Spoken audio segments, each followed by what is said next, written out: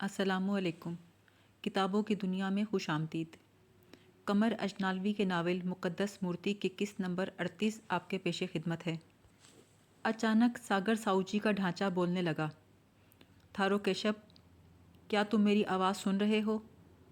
मैंने डरते डरते असबात में सर हिलाया, क्योंकि मैं सुन तो रहा था मगर जवाब नहीं दे सकता था। बूढ़ा फिर गोया हुआ, ज़रा ध्यान से सुनो। भगवान की मूर्ति तुमसे कुछ कहने, कुछ पूछने आई है। मैंने अपनी आंखें माथे की सीध में ऊपर उठाईं और अपने चेहरे पे मूर्ति का झुका हुआ सर देखा। उसकी पीतल की बेजान आंखें देखीं, जर्द धात का सपाट चेहरा देखा, फिर पीतल के होंठ हिलते हरकत करते देखे। मूर्ति का कलाम मैंने अपने कानों से सुना। उसका कलाम ये था, थारो केशव, तू हैरान होगा कि धात की एक मूर्ति तुझसे हम कलाम है, क्योंकि तेरा ज्ञान कहता है कि बेजान पत्थर नहीं बोलते, आदमी का मन बोलता है। बदरी साखा से यही कहा था ना तूने? मैंने एक बार फिर सर को असबात में जुम्बिश दी, क्योंकि मेरे हलक से आवाज़ नहीं निकल रही थी। यकलख्त मूर्ति का सपाट चेहरा गुस्से के जज्बात का इजहार करने लगा। उसके चेहरे पर जिंदा आदमी की तरह तासुरात देखकर मैं हरासा हो गया। मूर्ति बोली, तेरा ज्ञान गलत है। पत्थर की तरह धात भी बेजान है। तेरे नज़दीक मैं बेजान धात की मूर्ति हूँ, मगर तू अपनी आँखों से देख रहा है, अपने कानों से सुन रहा है कि मैं बोल रही हूँ, और तुझे ये बताने आई हूँ कि तू लोगों को गलत ज्ञान देता है। अपने कान खोलकर सुन ले, उस लाजवाल ताकत के हुक्म से जिसे लोग ईश्वर और खुदा मानते हैं।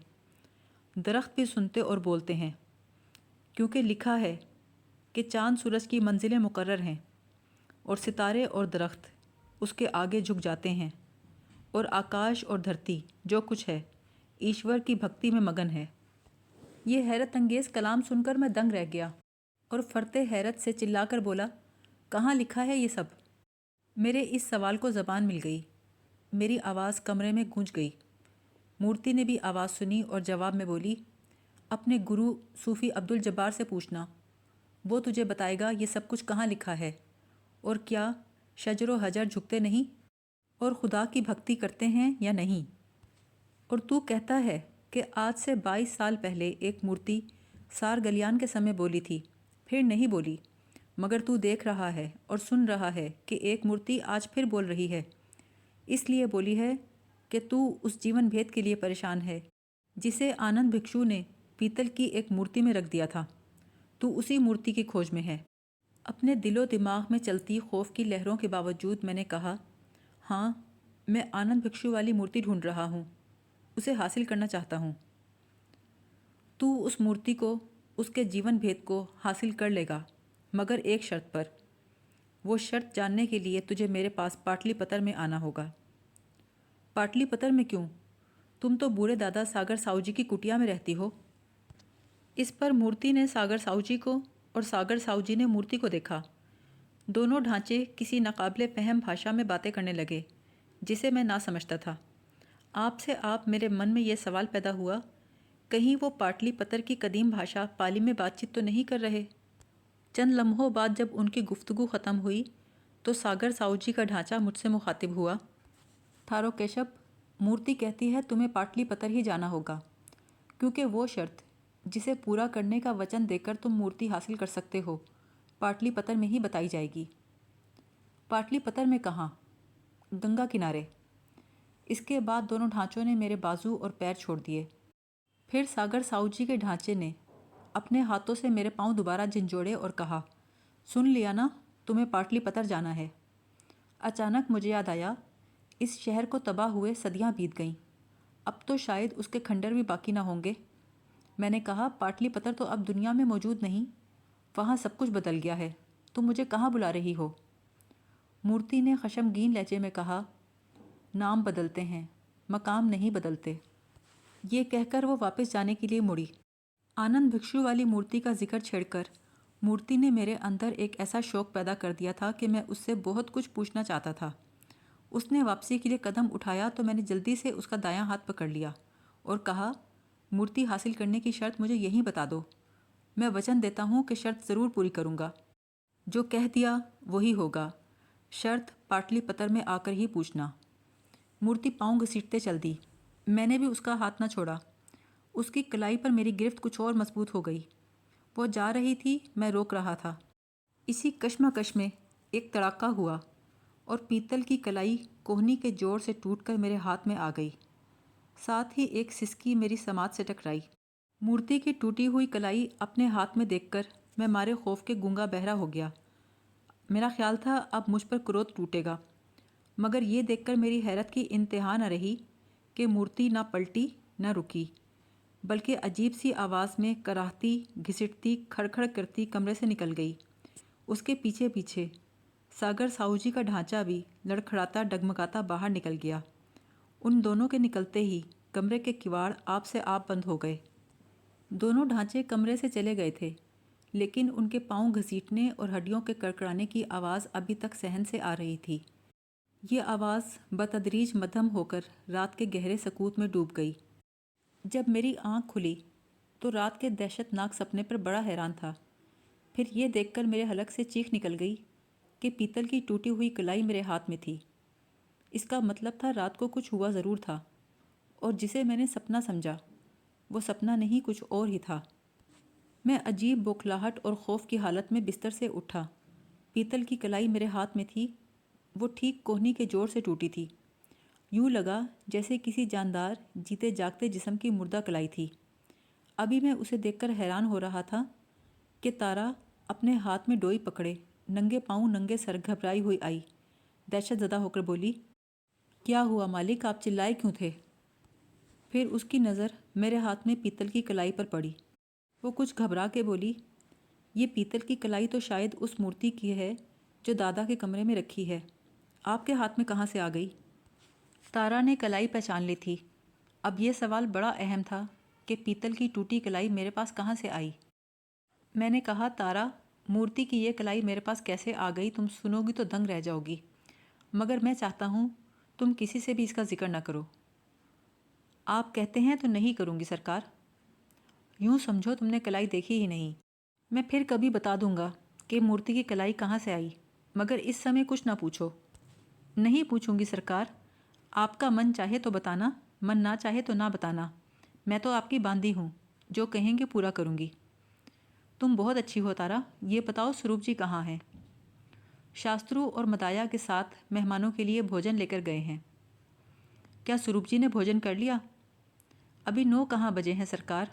आप जल्दी से नहा धो लें, भोजन तैयार है, मालिक भी आने ही वाले हैं। मैंने घड़ी देखी तो 8:45 बज रहे थे। पीतल की कलाई मैंने ओवरकोट की जेब में डाली और ख़ुद गुसलखाने की तरफ हो लिया, मगर नहाते समय भी मेरा जहन रात के अजीबोगरीब सपने में उलझा रहा। मूर्ति की कलाई टूट जाने से जो बदशगुनी हुई उसी ने परेशान कर रखा था। हैरत की बात यह थी कि वो कलाई सपने में टूटी थी और नींद से जागा तो टूटी कलाई मेरे हाथ में थी। ना जाने वो सपना था या कशफ या सचमुच का वाक़या। ना जाने तकदीर मुझे क्या क्या दिखाने वाली थी।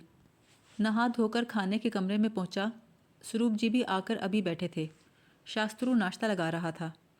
मैंने प्रणाम किया और कुर्सी पर बैठते हुए पूछा, आपकी तबीयत कैसी है पिताजी?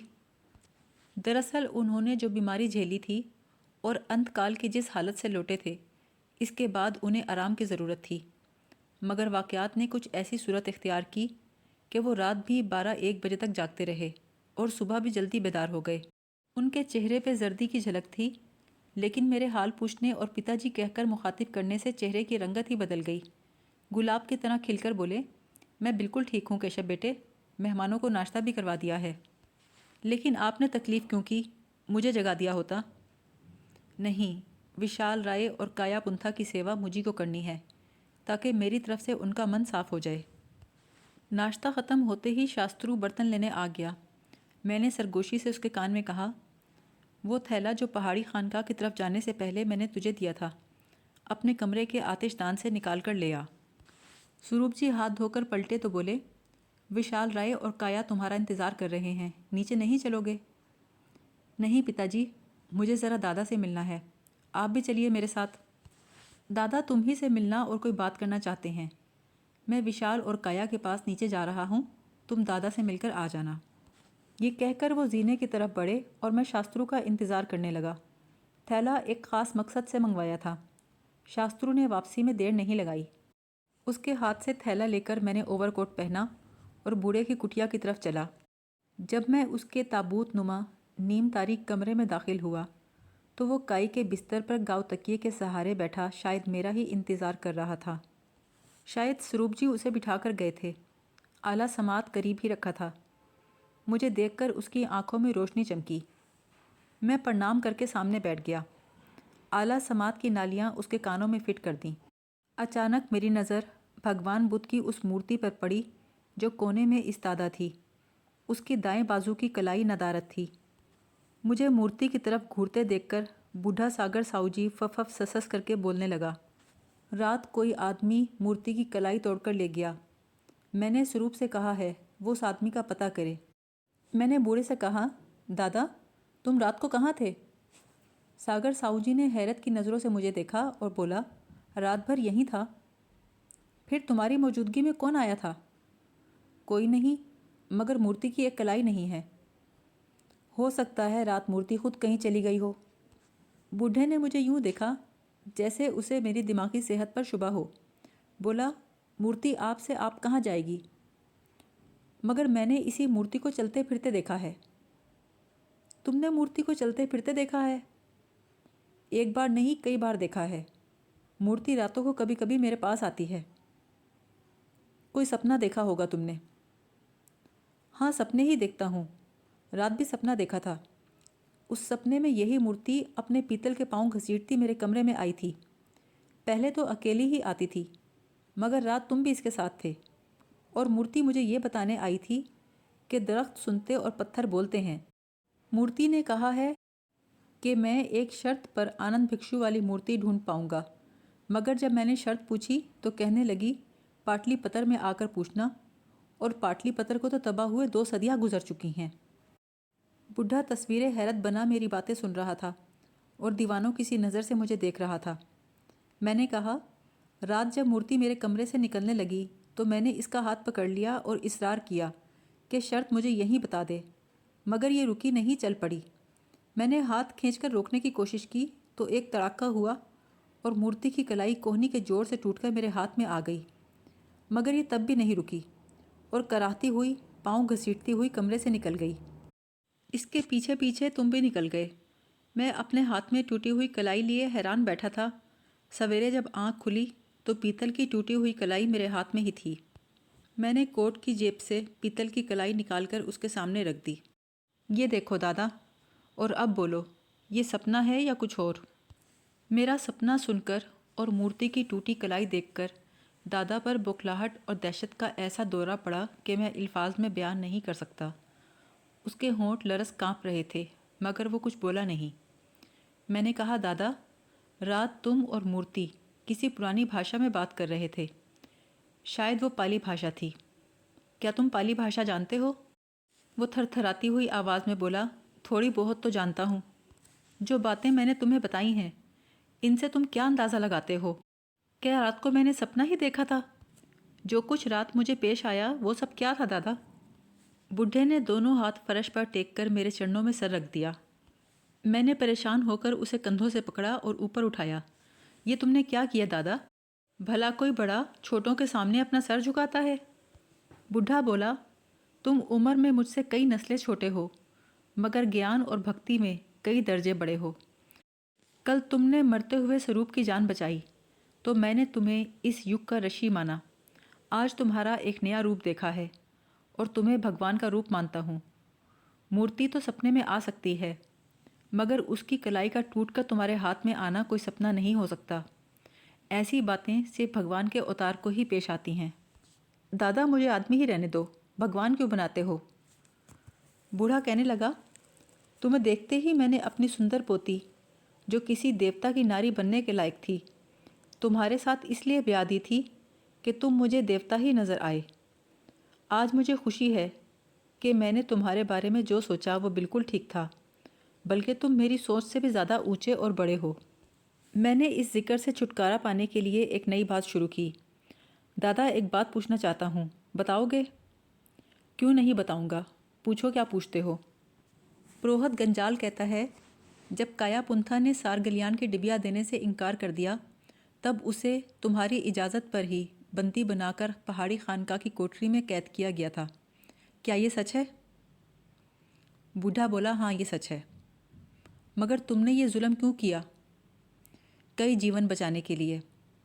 सारगलियान ने इस डिबिया में जीवन का एक ऐसा भेद बंद कर दिया था जो अगर खुल जाए तो हज़ारों लोग पागल हो जाएंगे। इसीलिए मैंने गंजाल को आज्ञा दी थी कि अगर कायापुंथा वो डिबिया नहीं देता तो कोई ऐसा इंतज़ाम करो जिससे डिबिया किसी दूसरे के हाथ भी न लगे। बुढ़े के मुंह से सच और एतराफ़ सुनकर मैं हैरान रह गया। फिर बोला, अगर डिबिया तुम्हें मिल जाती तो तुम क्या करते? मैं उसे आग में फेंक देता, ज़ाया कर देता।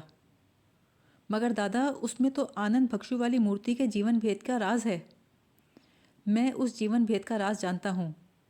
साहूगारी का हर वारिस जानता है, क्योंकि साहू ख़ानदान नस्ल दर नस्ल उसी जीवन के राज का अजाब भुगत रहा है।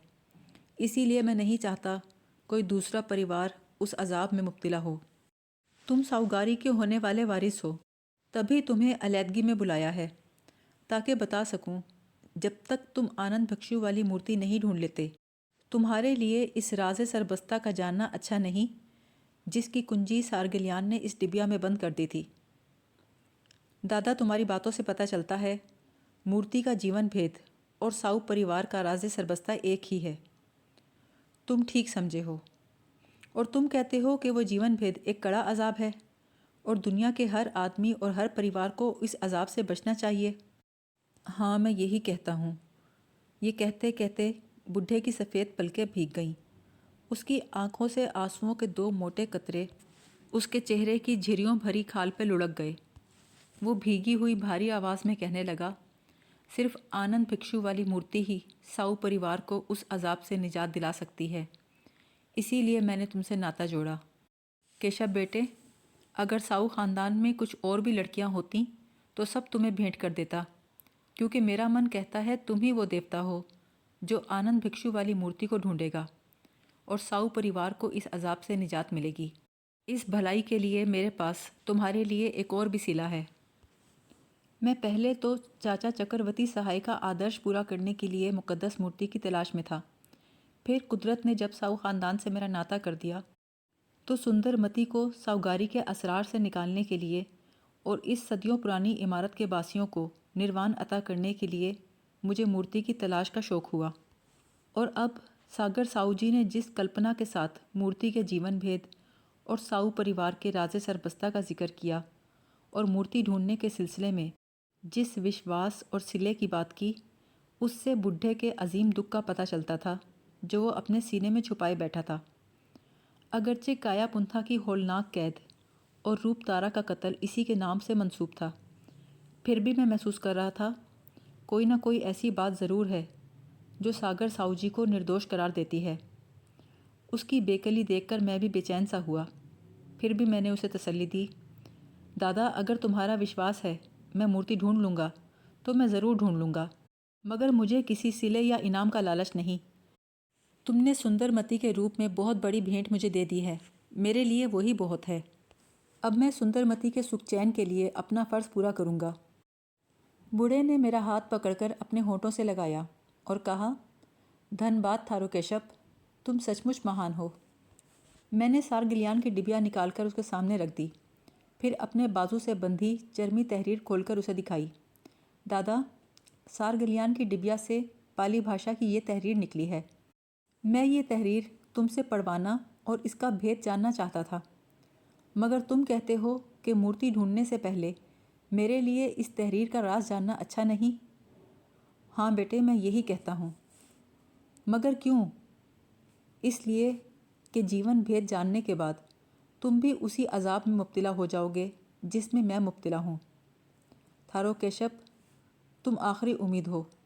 मैं नहीं चाहता कि ये आखिरी दिया भी बुझ जाए और तुम साहूगारी के अजाब में मुब्तला होकर हम सब की तरह एक धुंधला साया बन जाओ। तुम वो देवता हो जो हर मैदान में विजय हासिल करता है। लाओ, ये तहरीर मुझे दे दो, तुम्हें इसका भेद जानने की ज़रूरत नहीं। मैं तो इस तहरीर को पढ़वाने की बड़ी आशा लेकर आया था। अगर तुम हुक्म देकर कहो तो मैं इसे पढ़कर सुना दूंगा, ख्वाह मुझे कितना ही दुख क्यों ना सहना पड़े। नहीं दादा, मैं तुम्हें हुक्म नहीं दे सकता। मैं इस तहरीर को पढ़वाने का इरादा तर्क करता हूँ। तो फिर मुझे दे दो, मैं इसे ज़ाया कर दूँ। दादा, ये तहरीर और ये डबिया मेरे पास अमानत है, मैं इसको अपने पास ही रखूँगा। मैंने तहरीर को तय करके सोने की डिबिया में बंद किया और डिबिया को अपनी जेब में डाल लिया। फिर मैंने कहा, दादा, तुम कहते हो कि आनंद बख्शू वाली मूर्ति ही साऊ परिवार को अजाब से निजात दिला सकती है। अगर वो मूर्ति मिल जाए तो उसे पहचान लोगे? क्यों नहीं, बूढ़ा कदीम आसामी लहजे में बोला। इस संसार में अब सिर्फ एक ही मूर्ति है जिस पर भगवान बुद्ध के 4 शब्द और 4 शुभ नाम लिखे हुए हैं। मैंने थैले में से वो मूर्ति निकाली जिसे मेरे चाचा चक्रवर्ती सहाय कलकत्ता से लेकर आए थे। इस मूर्ति को हथियाने के लिए बुड्ढे के बेटे मंगल साऊ ने कोशिश की थी। मैं मूर्ति के ऊपर लिपटे हुए कागज़ उतार रहा था और सागर साऊ जी की निगाहें ये देखने और जानने के लिए बेचैन थीं कि कागज़ों के गिलाफ में लिपटी चीज़ क्या है। जूँ ही मैंने उसका कागज़ी पैरहन उतारा, बुढ़े ने मूर्ति की एक झलक देख ली। वो बैठे बैठे ऐसे उछला जैसे फर्श ने उसे उछाल दिया हो। उसकी आंखों में, चेहरे पर, पूरे शरीर में बिजलियां कूदने लगीं। सर से पांव तक मुसर्रत की लहर दौड़ने लगी। मैंने मूर्ति पर कुंदा अल्फाज वाला हिस्सा उसके सामने कर दिया। दादा, ज़रा ये शब्द और नाम पढ़ो, कहीं ये वही मूर्ति तो नहीं? वही है, वही है, बूढ़ा फरते मुसर्रत से चिल्लाया और मूर्ति पर यूं झपटा जैसे भूखी चील गोश्त पे झपटती है। उसने मूर्ति को आंखें फाड़ फाड़ के देखा, उसे बार बार चूमा, आंखों से लगाया। वो इतना खुश था जैसे धरती और आकाश की सारी खुशियाँ मिल गई हों। दोनों हाथों से मूर्ति को अपने सीने से लगाकर बोला, अब मैं मर सकूँगा, चैन से मर सकूँगा और स्वर्ग में अपने उन बच्चों से मिल सकूँगा जो इस मूर्ति को ढूंढते ढूंढते परलोक सुधार गए। थारो केशव, मेरा जीवन दुख झेलते बीता है। तुम नहीं जानते मैं कितना दुखी हूँ। अगर मैं अपने बीते मौसमों और गुजरे दिनों को आवाज़ दूँ तो इतने गम हैं कि पहाड़ों का बोझ बनकर मुझ पे आ गिरेंगे। मगर मैं संसार से अपने वो दिन नहीं मांगता जो गम के अंधेरे में बसर हुए। मैं उन रातों का हिसाब तलब नहीं करता जो दुखों में कटी, क्योंकि मैंने अपना दिया उस तेल से जलाया था जिस पर मेरा कोई अधिकार न था। इसीलिए जीवन ने मुझसे इंतकाम लिया। मैं दुखों में घुल घुल कर अपने शरीर का साया बन गया। मगर अब हर शय का अंत होने वाला है।